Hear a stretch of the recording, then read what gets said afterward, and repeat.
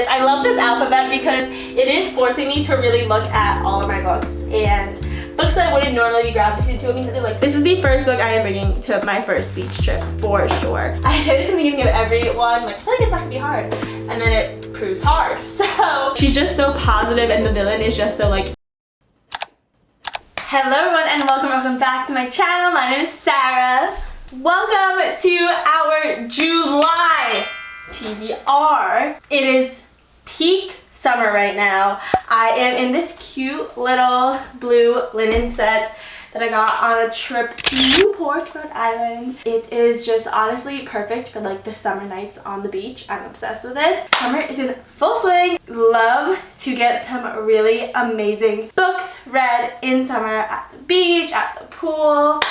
Literally even just like hanging out in a park outside, because I try to soak up as many sunrays as I possibly can around summertime. We do one of these every month, apart from last month. June, we did not do a TBR for June, which has never happened before. I'm sorry. So into reading my May TBR, like it had so many amazing books that I just wanted to keep reading them into June, so we did not do our June TBR. But we are back with our monthly TBR. For this year, every single month I have been doing a different way to pick my monthly TBR, because last year we used my advent calendar.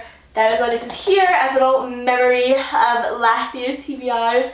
But we used our advent calendar last year every single month, and that was such a fun way. But I saw so many other amazing ways to pick your TBR throughout last year, so I want to start doing a different way to pick our TBR every single month. January we use dice. February we use candy hearts.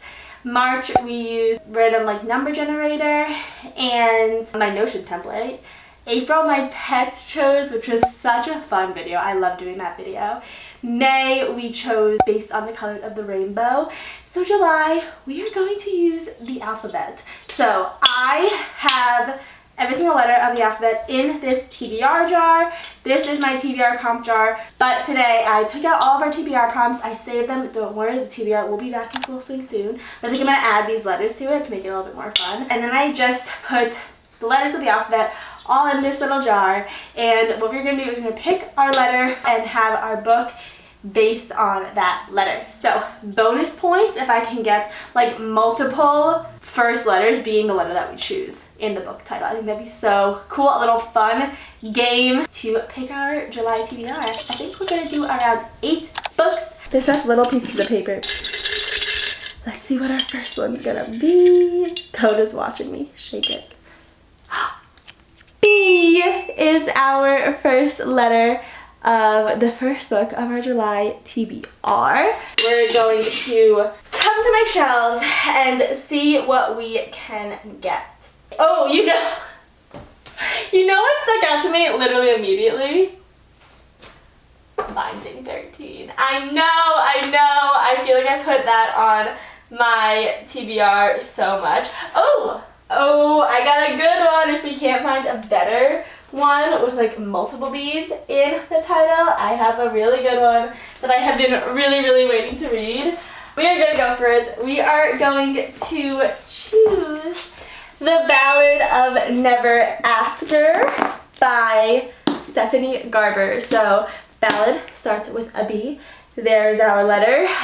This is the second book in the Once Upon a Broken Heart fantasy trilogy. I read Once Upon a Broken Heart a few months ago now, and I really wanted to take my time with this series because I just loved Once Upon a Broken Heart so much that I wanted to take my time and not like immediately devour every single book in the series. I hear that a lot of people's favorites is The Ballad Never After, so that is very exciting.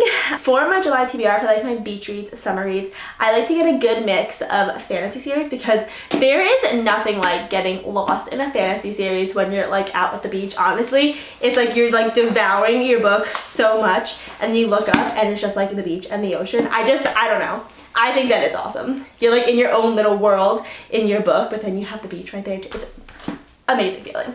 Try it one time. I know that based on how Once Upon a Broken Heart ended, this book is going to...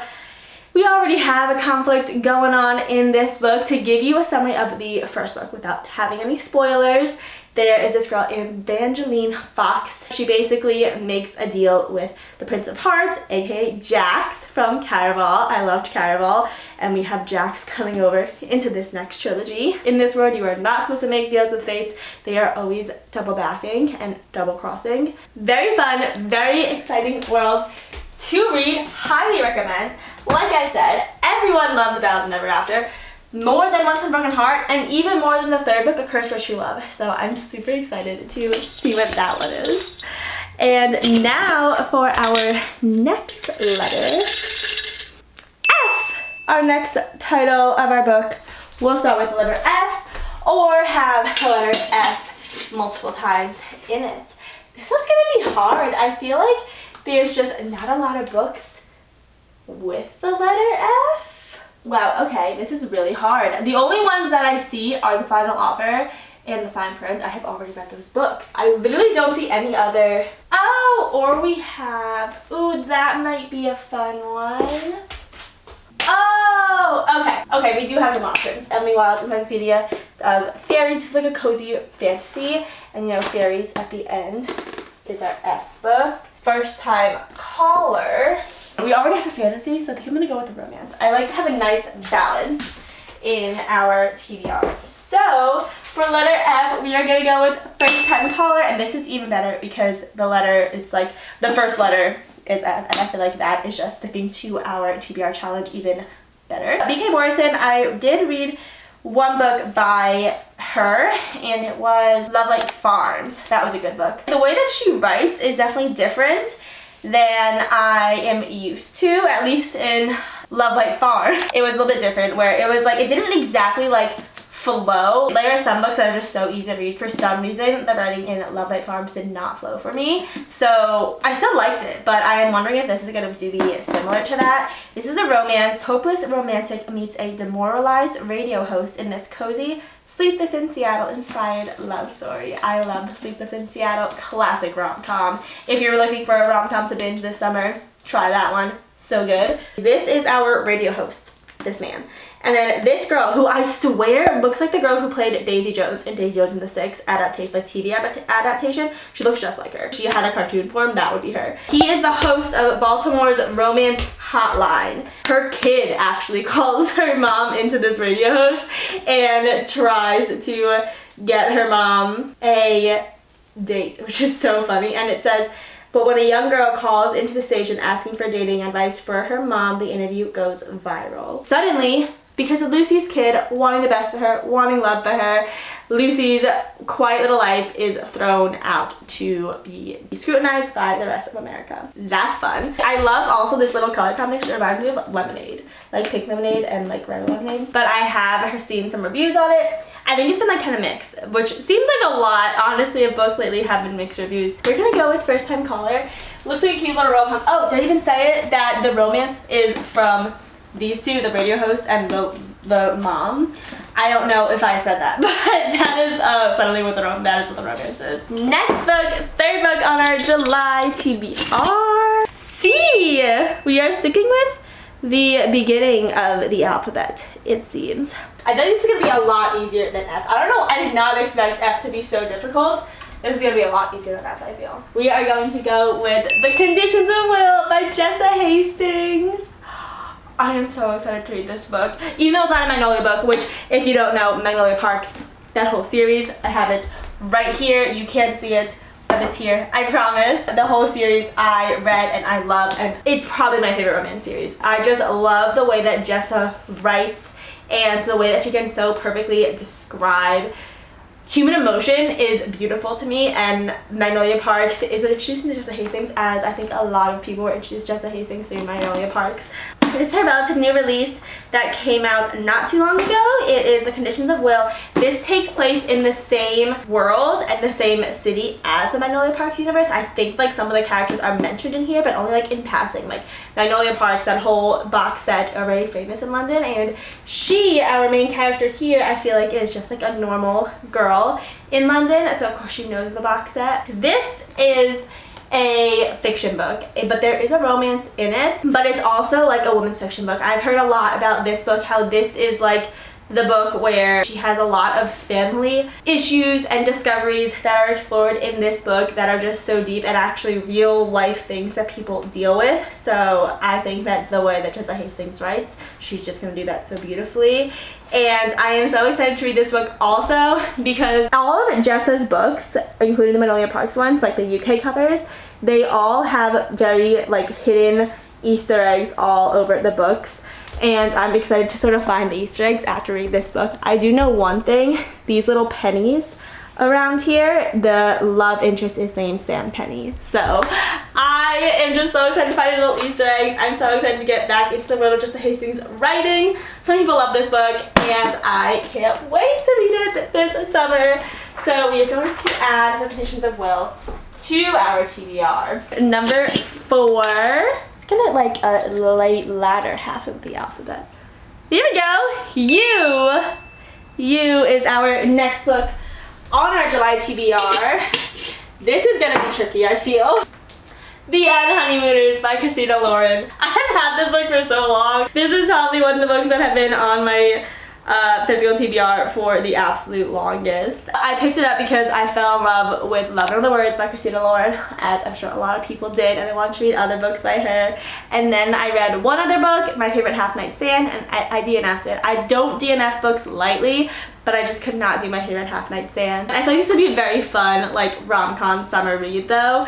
What happens is there is a wedding and Olivia's sister is getting married. The best man is Ethan. It's only those two. Olive and Ethan don't make it to the rehearsal dinner. Everyone else gets food poisoning at the rehearsal dinner. So they're the only ones left without food poisoning. And because the bride and groom have food poisoning, they can no longer go on their honeymoon, but they don't want the trip to go to waste and it's non-refundable. So Olive and Ethan, who are two sworn enemies, go on the honeymoon in place of the bride and groom. And that is just, I could picture it just being such a fun, like they just get in such fun situations. I could picture it, like, you know, the honeymoons have like all of like the heart beds and like the couple stuff, and like if they're sworn enemies, that could be some really fun back and forth fun tension. So I'm actually really excited that I picked this book because the honeymoon also takes place in Hawaii, and I feel like Hawaii is the perfect setting for a summer read. I love Hawaii. I've been there a few times. It's beautiful and I would like to visit Hawaii back through this book. So we're gonna add the Unhoneymooners for You by Christina Lauren to our TBR. That is one where I really will feel good if I get that off my physical TBR because it's just been so long on my TBR. V! Wow, what are the chances? U and then V right after. Oh, we have this one too. Ooh, and this one. Okay. We don't have any books that start, like the first word starts with the letter V. But we have a decent 3 books where the second word starts with the letter V.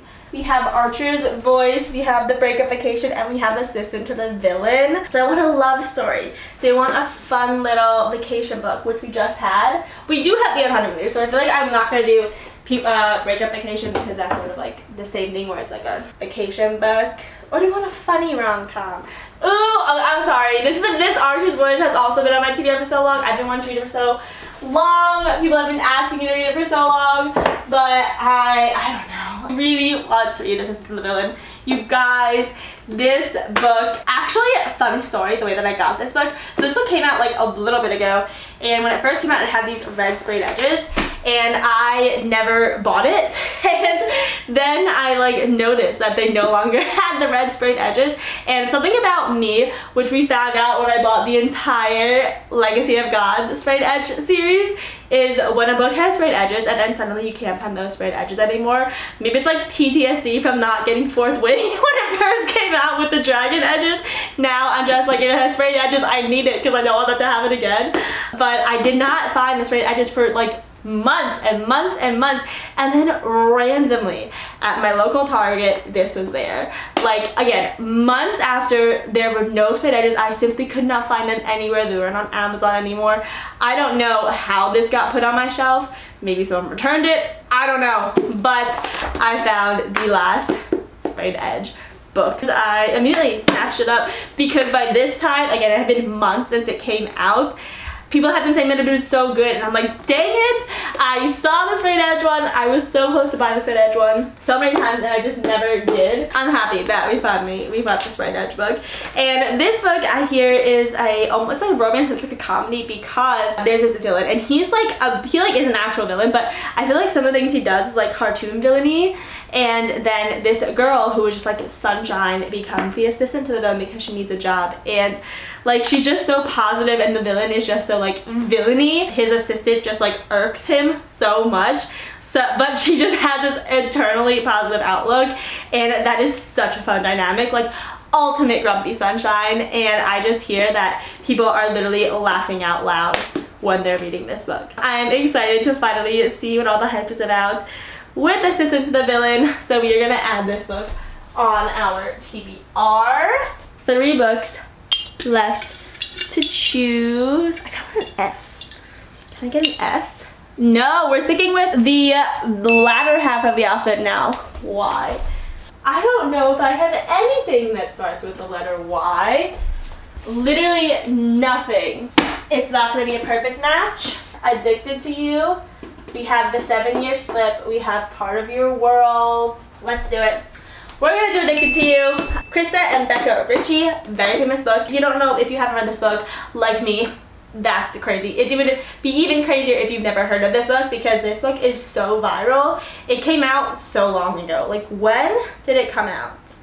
These are like in the new covers. It came out in 2013, and that was 12 years ago. So this book is old, and I honestly, when I started my reading journey like a couple years ago, this is one of the first books that I picked up because it was so viral. This is a very long series. It is a romance series about, I think, like sort of like Magnolia Park's, like the elite high society people.